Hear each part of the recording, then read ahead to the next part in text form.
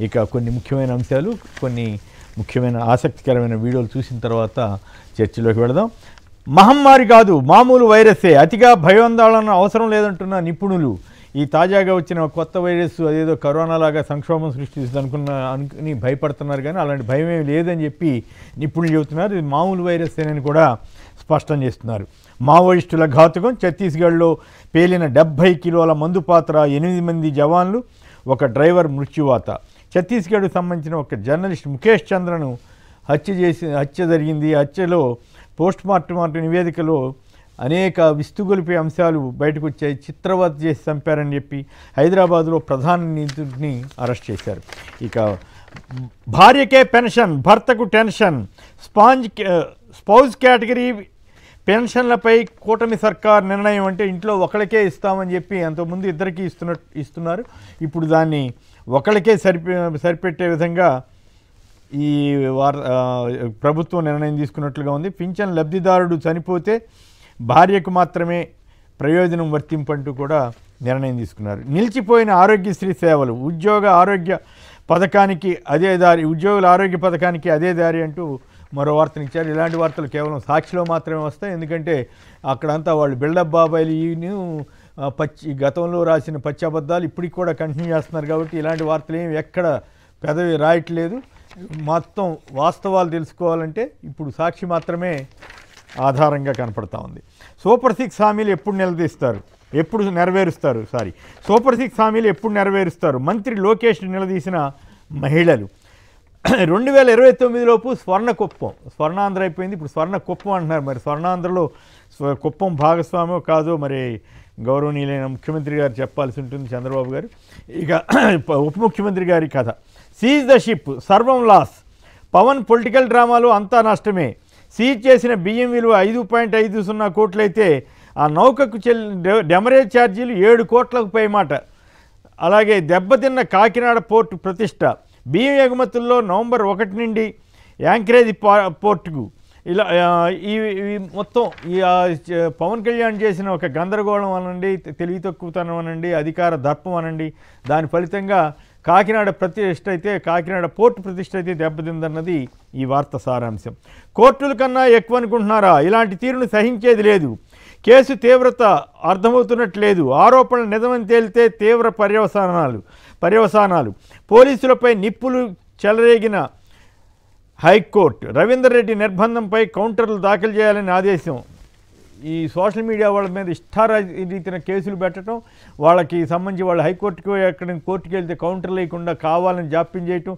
ఈ ప్రభుత్వం చాలా దుర్మార్గంగా ఉంది. తప్పు చేస్తే కేసు పెట్టచ్చు, తప్పు లేదు, కానీ బట్ ఇంత నీచంగా ఇంత దుర్మార్గంగా ఒక ప్రభుత్వాలే వ్యవహరిస్తే ఇక పౌర సమాజం ఏం కావాలి, పౌర హక్కులు ఏం కావాలి, ఇవన్నీ కూడా ట్రాషేగా మారిపోయే ప్రమాదం కనపడుతూ ఉంది. యూనివర్సిటీలపై యూజీసీ కొరడా. విద్యార్థులకు 25 కోట్ల ఫీజు వాపసు చేసిన యూనివర్సిటీలంటూ మరో ఆసక్తికరమైన కథనం వచ్చింది. వర్సిటీల్లో అదనపు ఫీజులపై యూజీసీకి విద్యార్థుల నుంచి భారీగా ఫిర్యాదులు. ప్రైవేటు యూనివర్సిటీల్లోనే అత్యధికం. గత 5 సంవత్సరాల్లో 4200 ఫిర్యాదులు పరిష్కారం అంటూ కథనాన్ని ఇచ్చారు. కేవీ రావుపై సివిల్ క్రిమినల్ దావా వేస్తా. కాకినాడ సీపోర్ట్ షేర్ల బదిలీ గురించి తెలీదు. శరత్చంద్రారెడ్డి, విక్రాంత్ రెడ్డితో వ్యాపార సంబంధాలు లేవన్న వైసీపీ ఎంపీ విజయసాయిరెడ్డి. ఆశ్చర్యం ఏంటంటే చంద్రబాబు గారి మీద గత 5 ఏళ్లలో ఎన్నో పలు కేసులు, వాటి మీద సిబిఐకి, ఈడీకి అప్పటి జగన్ గారి ప్రభుత్వం ఉత్తరం రాసినా పట్టించుకొని ఈడీ ఇప్పుడు ఆకస్మికంగా కేసు పెట్టడం ఆలస్యం. ఇక్కడ విజయసాయిరెడ్డి మీద, తెలంగాణలో కేటీఆర్ మీద వెంటనే నోటీసులు ఇవ్వటం, హడావుడి చేయడం చాలా విచిత్రమైన ధోరణి. అందరి పట్ల ఒకే రకంగా ఉంటే అభ్యంతరం లేదు, కానీ బట్ ఈ పరిస్థితి మాత్రం ఖచ్చితంగా ఇది ఏదో డౌట్ఫుల్గానే అనిపిస్తూ ఉంది. దీని మీద కూడా మనం మాట్లాడుకుందాం. Andhra paper mills lockout. అర్ధరాత్రి తర్వాత గేటుకు లాకౌట్. నోటీసులు అంటించిన యాజమాన్యం. వేతన సవరణ చేయాలంటూ ఈ నెల 2 నుంచి సమ్మెబాట పెట్టిన కార్మికులు. ఇక పవన్ కళ్యాణ్ గారి అబద్ధం, పచ్చి అబద్ధం ఎలా ఆడుతున్నాడో చూడండి. చంద్రబాబు గారికి ఇంతకాలం చంద్రబాబు గారి అబద్ధాలు ఆడతారని రాజకీయ ప్రత్యర్థులు విమర్శిస్తుంటారు. ఇప్పుడు ఆయన డిపాయిల్ రాకుండా పవన్ కళ్యాణ్ గారు అబద్ధాల్లో పోటీ పడుతున్నట్టున్నాడు. ఏబీడీ రోడ్డుపై ప్రమాదంలో యువకుల మృతి బాధాకరం అంటూ గత 5 ఏళ్లలో ఈ రోడ్డు గురించి పట్టించుకోలేదు. పాడైపోయిన ఈ రోడ్డును బాగు చేస్తున్నారు. ఈ దశలో ఏడీపై రోడ్డుపై చోటు చేసుకున్న ప్రమాదంలో ఇద్దరు యువకులు దుర్మరణం పాలయ్యారని తెలిసి ఆవేదనకు గురయ్యానని అన్నాడు. మరి వెళ్ళి పరామర్శించాలి కదా. 1, 2 అసలు ఆ రోడ్డు ఎక్కడైతే ప్రమాదం జరిగిందో అది శుభ్రంగా ఉంది. అట్లాంటి రోడ్డు గోతులు పడిందని ఎవరు ఇట్లాంటి సలహా ఇస్తున్నారో, ఈ పచ్చి అబద్ధాలు, అన్ని అబద్ధాలు, చదువు గురించి, తన పుట్టిన స్థలం గురించి, ఒకటి కాదు 35,000 మంది 30,000 మంది మహిళలు మిస్ అయిపోయారని గురించి, ఎన్నికల హామీల్లో పచ్చి అబద్ధాలు ఆడటం, అచ్చంగా అబద్ధాలు ఆడుతూ ఉప ముఖ్యమంత్రి పదవి. పైగా ఇంకో ఆశ్చర్యకరమైన విషయం ఏంటంటే పిల్లలకి చెడగొట్టే కార్యక్రమం. అయ్యా ఏది చొక్కాలు చించుకోండి, మోటార్ సైకిల్ సైలెన్స్ని తీసేసి తిరగండి. ఏంటి ఇది? చివరికి ఆయన ఇంటి చుట్టూ తిరిగితే కానీ ఆయనకి ఆ బాధ అర్థం కాదు. అసలు చట్టం ఎలా చేస్తుందా, పోలీసులు అనుమతిస్తారా? ఇట్లాంటివి నేర్పేది ఉప ముఖ్యమంత్రి అయ్యండి. కరెంటు బిల్లుల భారం ఇక ఉండదట చంద్రబాబు గారు చెబుతున్నారు. మరి ఒప్పుకుంటారా? ఇది బిళ్ళప్ బాబాయిలు ప్రముఖంగా వేశారు. 3 రోజుల పర్యటన కోసం కుప్పం వెళ్ళినటువంటి చంద్రబాబు గారు అక్కడ స్వర్ణ కుప్పంతో పాటు అసలు కరెంటు బిల్లుల భారం ఇక ఉండదని చెబుతున్నారంట. అంతా సోలార్ విద్యుత్ పెట్టేసుకుంటే పని అయిపోద్దని కూడా సలహా ఇస్తున్నారు. ఇక ఈ ప్రతి ఇంటికి సౌర విద్యుత్తు బ్రహ్మాండంగా ఈనాడు ఆంధ్రజ్యోతి అడావుడి చేస్తున్నారు కదా. సహజంగానే నల్లమడ అడవుల్లో భూగర్భ సొరంగం దాదాపు 27 కిలోమీటర్ల పొడవు నిర్మాణం, లోపల వెలుపలికి మార్గాలు, అడవుల బయట గోదావరి బనకచర్ల అనుసంధానం కోసం ప్రతిపాదనలు. అసలు ఆ నదుల అనుసంధానం అయిపోయినట్లు, సొరంగం దువ్వేసినట్లు ఆ స్థాయిలో బిల్డప్ ఇస్తున్నారు ఈనాడు వారు. వాళ్ళ అవసరాలు వాళ్ళే, ఏం చేస్తాం.